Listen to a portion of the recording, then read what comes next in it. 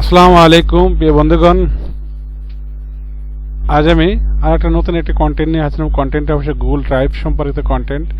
Google ড্রাইভের মাধ্যমে আমরা হাতে লেখা জিনিসকে আমরা কীভাবে কম্পিউটার ফন্টে নিয়ে আসতে পারি, সে মাইক্রোসফট ওয়ার্ডে আমরা কম্পিউটার আকারে বিভিন্ন ফন্টে বা বিভিন্ন স্টাইলিশ ফন্টে আকারে আমরা নিয়ে আসতে পারি, সেই সম্পর্কিত ভিডিও আপনারা দেখানোর চেষ্টা করবো। আশা করি ভিডিওর স্ক্রিপ্ট না সম্পূর্ণ দেখতে থাকুন, দেখলে পরে অবশ্যই উপকৃত হবেন।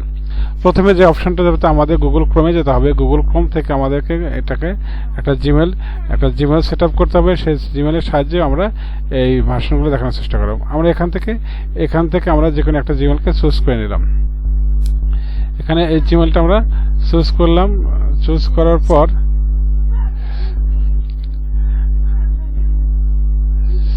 এখান থেকে আমরা এই জিমেলটা চুজ করি।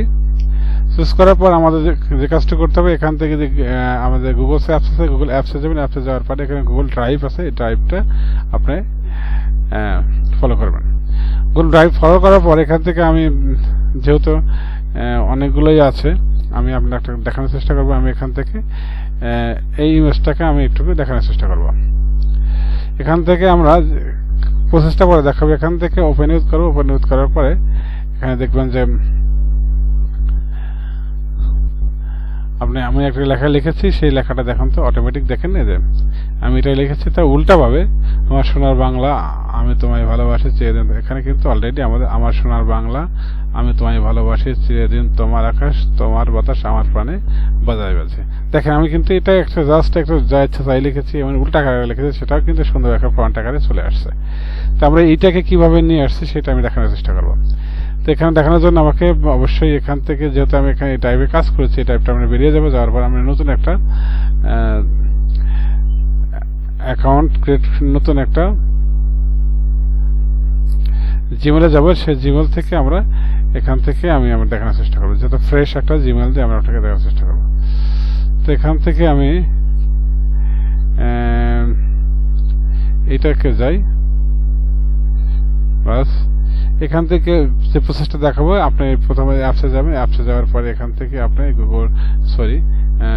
গুগল ডক্স নয়, গুগল ডক্সের ভিডিও করেছি। গুগল ডক্সে যেহেতু দেখাবো না, গুগল ড্রাইভ অপশন, এখান থেকে গুগল ড্রাইভে যাবেন। ড্রাইভ অপশন চলে আসলাম। আসার পরে আপনাকে একটু ফলো করতে হবে যে বিষয়গুলো।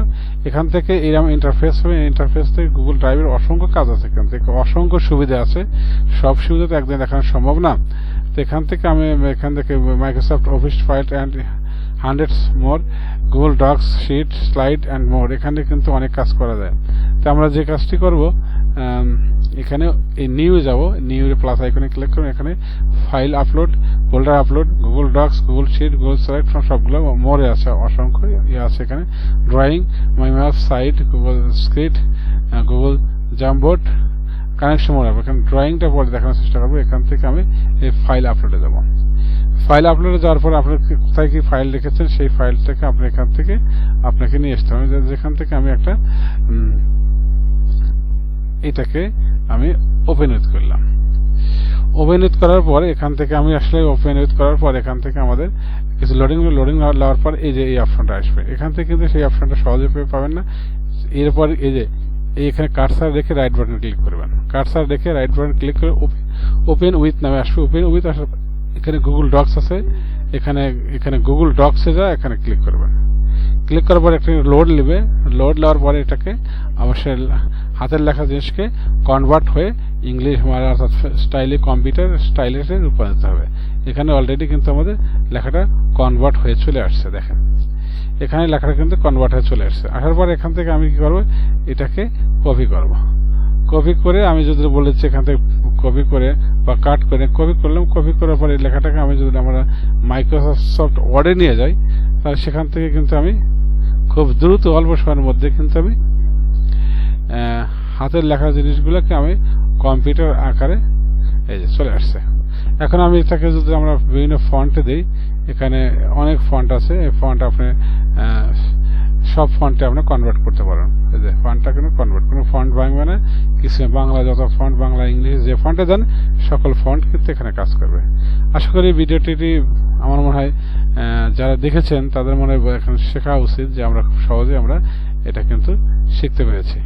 এটা হচ্ছে আমাদের মূল ভিডিওর মূল বিষয়।